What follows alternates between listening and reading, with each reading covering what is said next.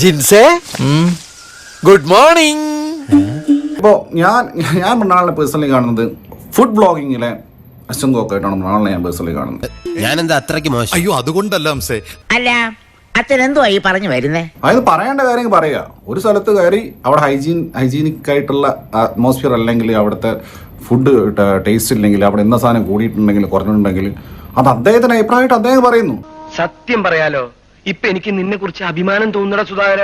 ഇത് അവിടെ ഒരു ഈച്ച അത് മൃണാൾ തന്നെയാണ് ആദ്യം അവിടെ ഈച്ചണ്ടെന്ന് പറഞ്ഞത്. ഇത് നമ്മുടെ സറൗണ്ടിങ്ങിലുള്ള എൻവയോൺമെന്റിലുള്ള ഒരു സാധനം. ഇത് കംപ്ലീറ്റ്ലി നമുക്ക് കൺട്രോൾ ചെയ്യാൻ പറ്റൂല. ആരും തെറ്റിദ്ധരിപ്പിക്കാൻ വേണ്ടി. മോൻ ഏതാ? ഞാൻ ശ്യാമിന്റെ ഫ്രണ്ടാ. എന്റെ വായനൊന്നും കേക്കണ്ട.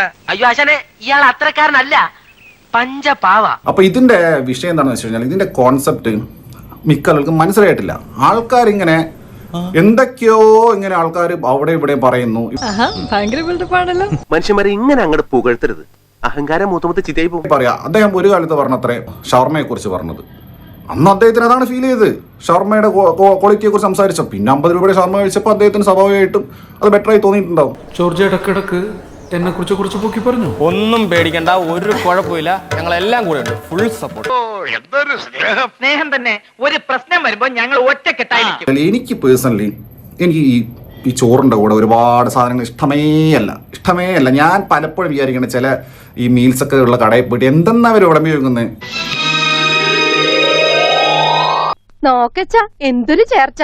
ഒരു ചുവന്ന വെള്ളത്തിന്റെ അകത്ത് പിന്നെ വെണ്ടക്കൊക്കെ മുറിച്ചിട്ടേക്കുന്നത് അതെന്തോ അത് വെറുതെ സ്ഥലം മുടക്ക ഓരോ സാധനം. പിന്നെ കുറെ എന്ത് അനാവശ്യ എണ്ണ ഒപ്പിക്കാൻ വേണ്ടി എന്തൊക്കെയോ സാധനങ്ങൾ. വലിയ തോൽവിയായിരുന്നല്ലേ.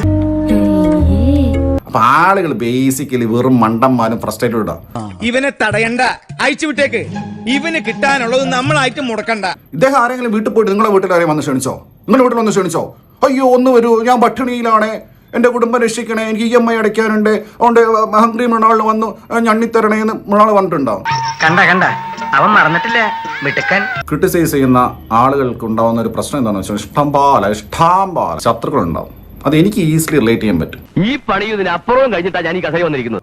അപ്പോൾ ഇയാൾ അഹങ്കാരിയാണ്, ഇയാൾ ഇത്രയും നാളെ വിമർശിച്ചു, അതുകൊണ്ട് പിന്നെ ഇയാൾ എന്താണ് വിമർശനത്തിന് നേരെ അസഹിഷ്ണുനാവുന്നത് എന്ന് പറഞ്ഞിട്ട് അത് അയാളുടെ ക്യാരക്ടറാണ്, അയാളുടെ ആറ്റിറ്റ്യൂഡാ. ഈ നാട് നന്നാവില്ല, ഒരു കാലത്ത് നന്നാവില്ല.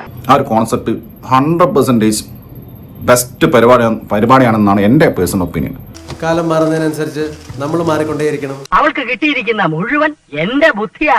നിനക്ക് നഷ്ടപ്പെടുന്ന വെറും ഒരു തരി പൊന്ന് കിട്ടുന്നതോ പുതിയൊരു ഇന്ത്യയും. I am really proud of U.